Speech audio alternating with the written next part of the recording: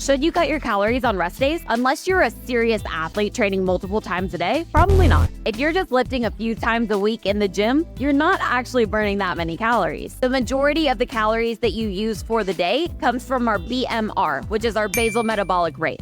This is the amount of calories that our bodies use to just exist for functions like digestion and breathing and brain power. Your BMR uses about 60 to 70% of your total calorie needs for the day. The second most amount of calories that we use comes from our non-exercise activity thermogenesis, or NEAT. This is from doing the laundry, moving around your house, or bouncing your leg up and down underneath your desk at work. NEAT counts for about 15% of our total calorie needs. Next, we have the thermic effect of food, which is the amount of calories that our bodies burn by consuming and digesting the food itself. This leaves us with about 15% of our calorie needs coming from actual planned exercise. If we cut these calories out on our rest days, this is when we're recovering from the last workouts that we did. So